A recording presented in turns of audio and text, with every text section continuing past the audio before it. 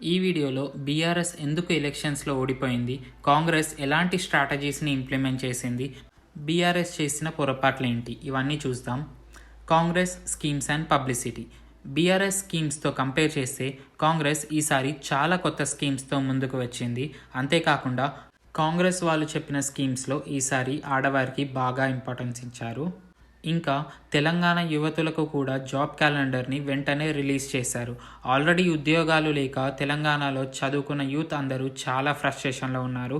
ఇలాంటి టైంలో Congress February 1, 2024లో Group 1 ఉద్యోగాలు ఫిల్ చేస్తామని డేట్తో సహా కన్ఫర్మ్ చేయడం కాంగ్రెస్కి బాగా ప్లస్ అయింది.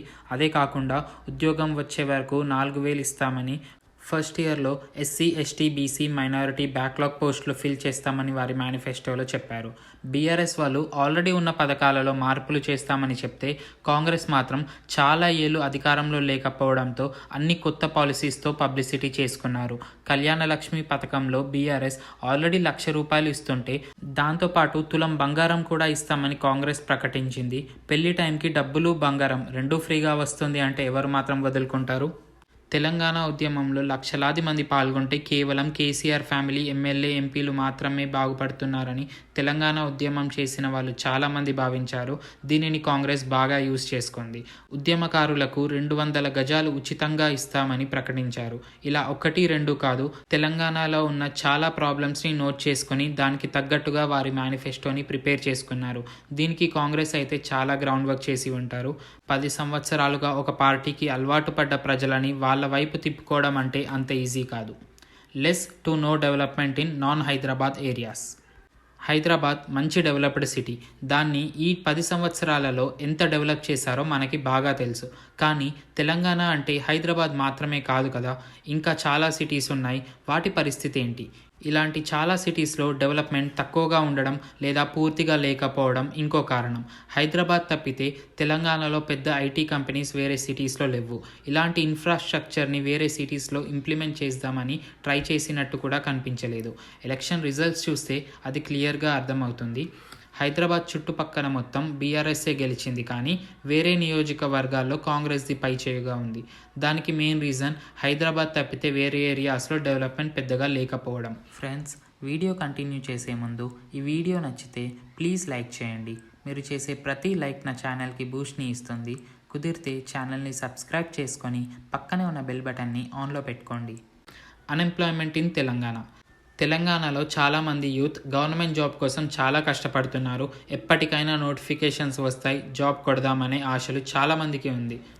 కానీ బీఆర్ఎస్ గవర్నమెంట్ కొద్ది సంవత్సరాలుగా ఎగ్జామ్స్ పోస్ట్పోన్ చేస్తూనే వచ్చింది. Group 1, Group 2, Group 3 ఇలా అన్ని ఎగ్జామ్స్ని పోస్ట్పోన్ చేసింది.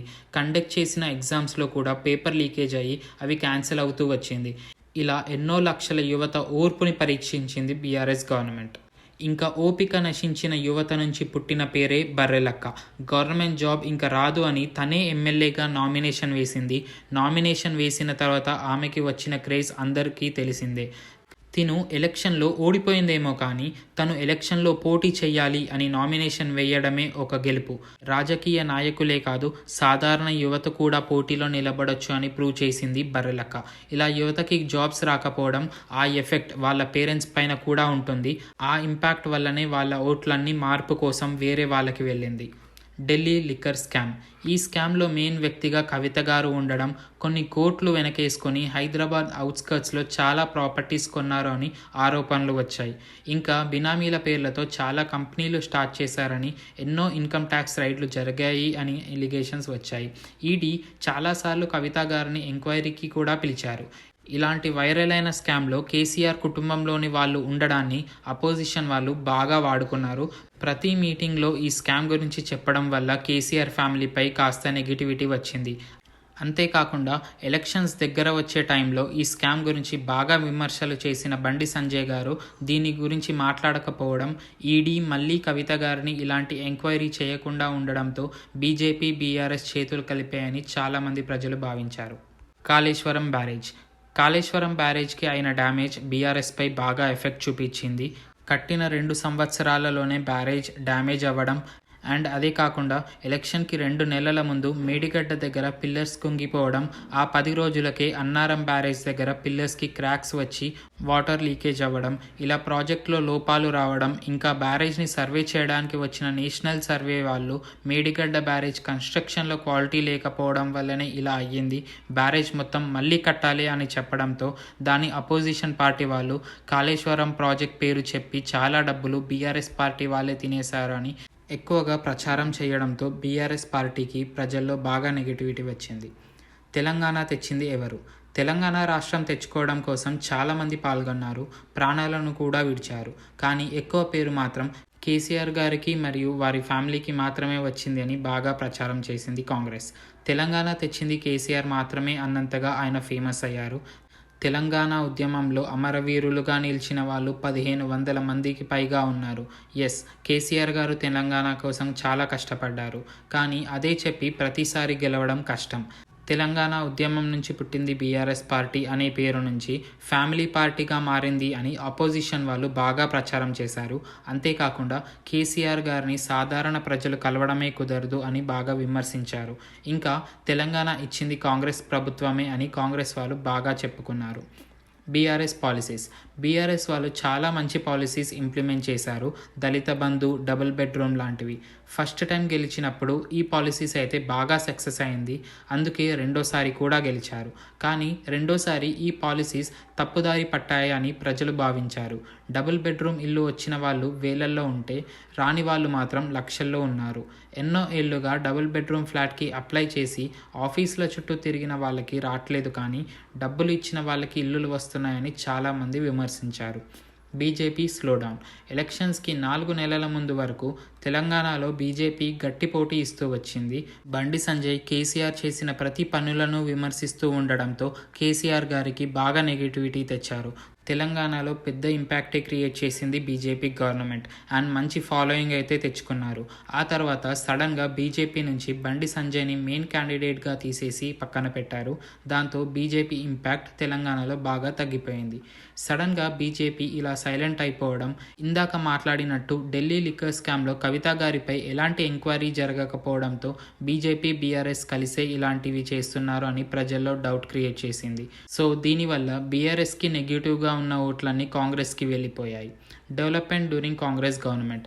తెలంగాణ ఫామ్ అవ్వకముందు ఆంధ్రప్రదేశ్లో కాంగ్రెస్ ఎన్నో బ్రిడ్జిలు, డ్యామ్లు కన్స్ట్రక్ట్ చేయించారు. గవర్నమెంట్ జాబ్స్ కూడా పెరిగాయి. ఇవన్నీ ప్రజలు ఎప్పుడో మర్చిపోయారు. కానీ రాహుల్ గాంధీ, ప్రియాంక గాంధీ దాన్ని మళ్ళీ గుర్తు చేశారు.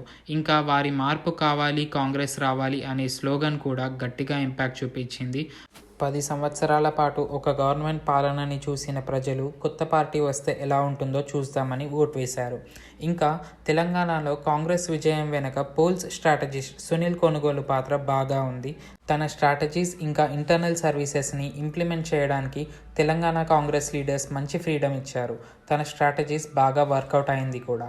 నిజానికైతే సునీల్ కొనుగోలుని కేసీఆర్ గారు తన ఎలక్షన్ స్ట్రాటజిస్ట్గా పెట్టుకుందాం అనుకున్నారు. కానీ తను ఆ ఆఫర్ రిజెక్ట్ చేసి కాంగ్రెస్తో అయితే జాయిన్ అయ్యారు. రాహుల్ గాంధీ గారి భారత్ జోడో యాత్రని ప్లాన్ చేసింది కూడా ఇతనే. తెలంగాణలో అయితే తినకి ఫుల్ ఫ్రీడమ్ ఇచ్చారు, కానీ మధ్యప్రదేశ్ ఇంకా రాజస్థాన్లో మాత్రం అక్కడి లీడర్స్ ఇతని స్ట్రాటజీస్ని పట్టించుకోలేదు. సో అక్కడైతే ఘోరంగా ఓడిపోయారు. తెలంగాణలో బీఆర్ఎస్ ఓడిపోవడానికి, కాంగ్రెస్ గెలవడానికి కొన్ని రీజన్స్ అయితే ఇవి. మీకు కూడా ఇంకా రీజన్స్ ఉన్నాయి అని అనిపిస్తే కింద కమెంట్స్లో ఖచ్చితంగా చెప్పండి. అండ్ ఈ వీడియో ఎలా అనిపించిందో కూడా కమెంట్స్లో చెప్పండి. ఫ్రెండ్స్, నాది చాలా కొత్త ఛానల్. ఈ వీడియో నచ్చితే ప్లీజ్ లైక్ చేయండి. అలాగే మీ ఫ్రెండ్స్ అందరికీ షేర్ చేయండి. మీరు చేసే ప్రతి లైక్ నా ఛానల్కి బూస్ట్ని ఇస్తుంది. ఇలాంటి మరెన్నో ఇంట్రెస్టింగ్ వీడియోస్ మిస్ కాకుండా చూడడానికి తెలుగు ఫ్యాక్ట్స్ బై ఆనంద్ ఛానల్ని సబ్స్క్రైబ్ చేసుకొని పక్కనే ఉన్న బెల్ బటన్ని ఆన్లో పెట్టుకోండి.